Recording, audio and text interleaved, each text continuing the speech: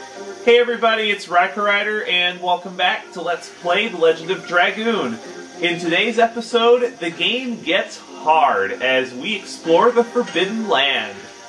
I've changed my setup a bit for this segment. I've given the Bandit's Ring back to Dart. Rose has a War God Sash to catch up on some SP since, one, she needs to catch up on her additions, and two, more MP for her Demon's Gate spell to get rid of some really annoying encounters would be nice. And I have brought in Maru, not only for plot reasons, but she is way behind on her additions and her SP growth, and she has a really important spell that I would like her to learn, not by the end of this area, but by the end of the next. I've also given her the Jeweled Crown from Disc 2 because it augments her magic, and that's really where Maru shines. I'm not going to be using her in the boss fight, though. There isn't a whole lot of treasure in this place, but there's enough. Get a Mind Purifier here. Oh, and then also I need to mention, this, one of my favorite dungeon tracks, if not my favorite dungeon track in the game.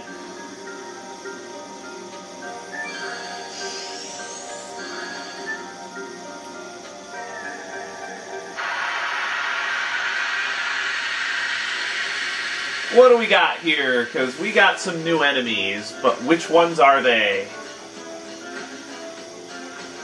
We have a couple of fairies, and what's that guy in the back? I think that guy's called Puck. At least I think it's called Puck. Yeah, it's the Puck. I want to take care of the fairies first, because they have one evasion, and two, they have one, they have evasion, two, they have magic, which really hurts Rose.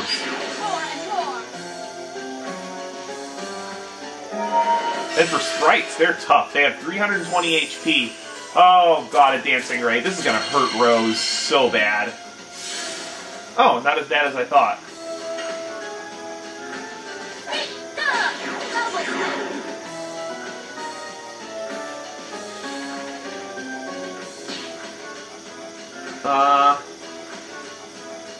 I mean, I guess I could see taking care of the Puck first, because as an attack that can inflict a Dispiriting status on you.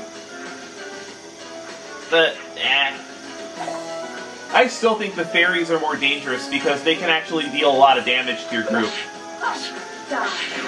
And normally I wouldn't use Rose and Maru together because they have such low HP. I mean, even at this level, I think Rose is at level 22 or 23, and she's still got well less than 1,000 HP.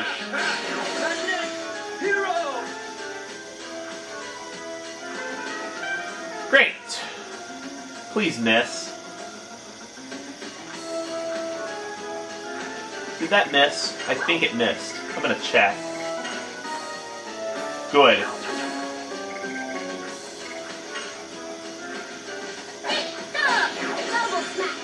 Now, one thing about Maru is her additions suck, but her final addition is really overpowered. So she's one of those characters that she basically becomes a jack of all trades at the very end of the game. That's if you use her. Oh wow, Rose is only level 21? I thought she was 22. And one thing, this area is big.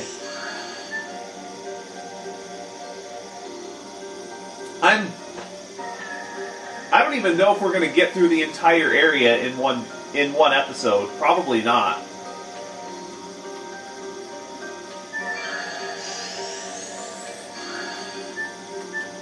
My guess is it's going to take one episode to get to, what is it?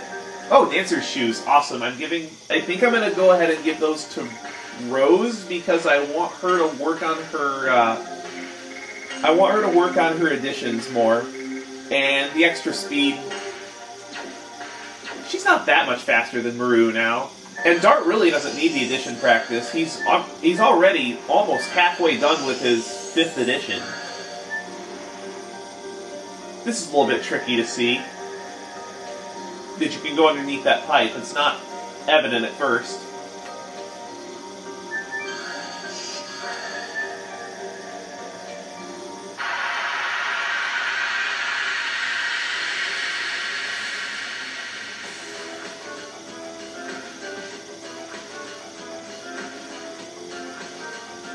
And we have another new enemy, Spinning Head.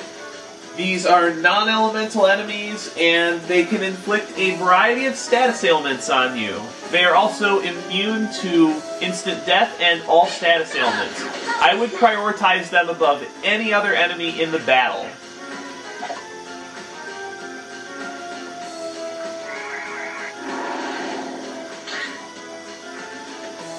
Ah, darn it.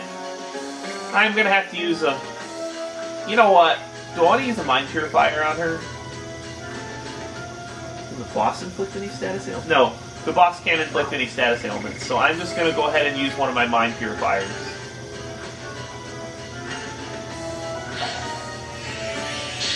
Perk up, Maru. You're the happy one of the party. You're not supposed to be depressed. Yes. Hero. Okay, so maybe Dart's not quite halfway done, but he's getting close. And he actually doesn't learn his 6th edition until level 29. So he's really far ahead of the party. Well, that's because you can't take him out of the party, but you get the idea. He's really far ahead on his edition, and I want the rest of the party to catch up. So normally I would give Dart the Bandit's Ring here, instead of his other accessory. But I really want the other party members to catch up on additions. Especially Maru. Have I really been using Maru enough in here? Because... I mean, I'm not using Congo here, because way too many of the enemies have magic attacks.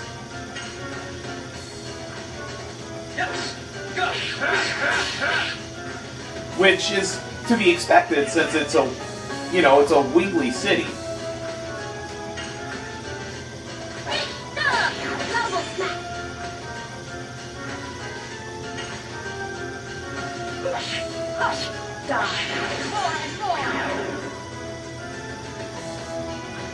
I'm guessing the reason why they gave Maru so many additions is because of how broken her final edition is. If you max her final edition, it actually does 600% damage, higher than any other party member's edition, by far. Until then, she really can't do very much physical damage. Once you get that maxed, if you equip Maru with like a Giganto ring and pull that edition off, you wouldn't believe how much damage it does. I do plan on showing off all of the editions at some point, including the ones that I don't get to in the Let's Play, because I am not naturally going to learn everybody's final edition, because it takes so much work to get everybody's final edition. I mean, you have to use 80 attacks per character per edition in order to get to the finals.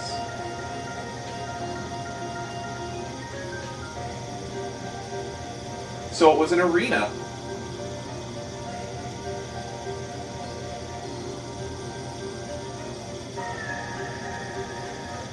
And this is why Maru doesn't like coming to this place.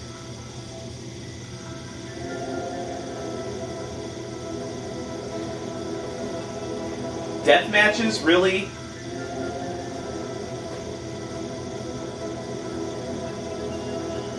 So they pitted humans against dragons in this arena for their own entertainment and watched them die?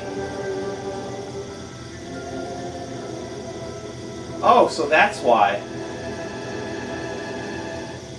Cheer up, Maru, it's all in the past. You're not that kind of person.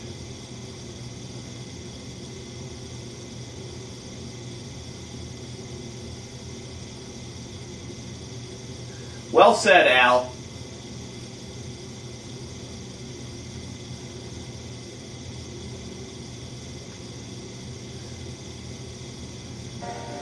Now, I don't understand why they did this, why they designed the teleporters this way. Both from a game design perspective and from an architectural perspective. It really just serves to get you into another battle. I guess that has to do with the encounter rate being so low here. Because compared to other areas in the game, the encounter rate here is pretty low.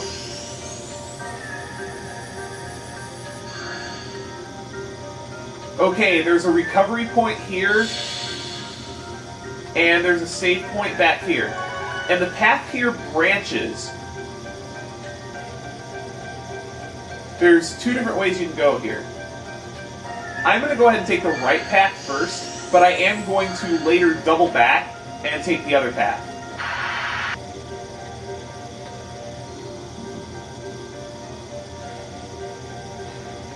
Okay, this room's full of spinning heads that bounce around. There are no random encounters in here, and all the encounters are spinning heads. One very important note, if you have a turbo controller, this is the only place in the game that you can do auto fire grinding. The problem I have with this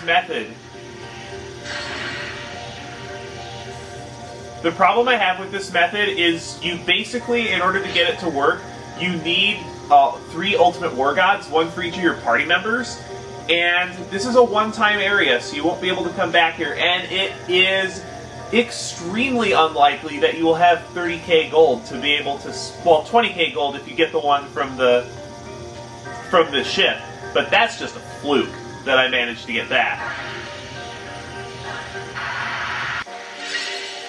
I mean, if you wanted to, you could use, say, War God Callings with this method, but you won't gain any SP for your Dragoon level, and you won't gain any, what are they? You won't gain any addition practice, you'll just get experience and gold. So you can do it with War God Callings, but most of the level grinding damn it.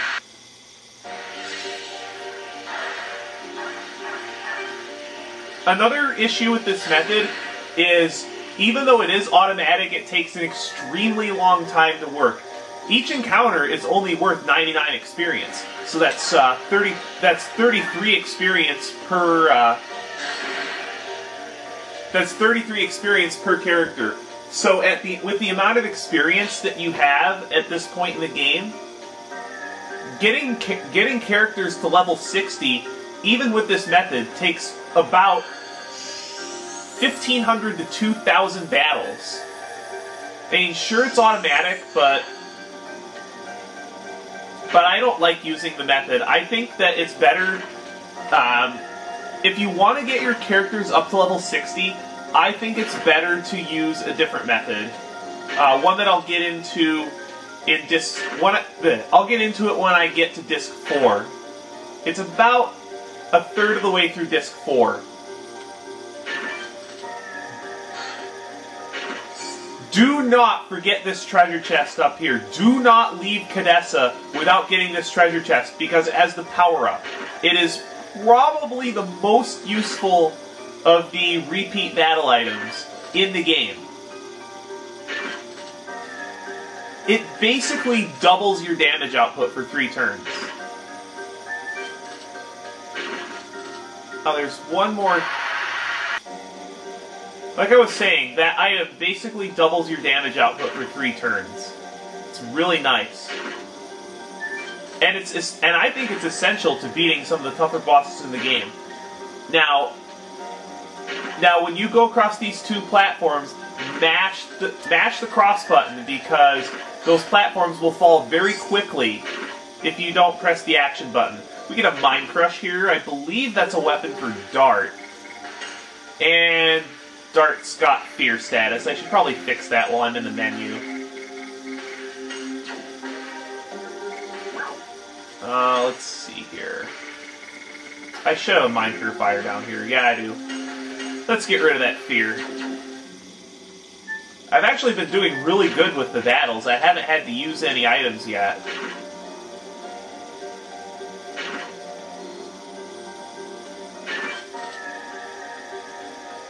really surprising.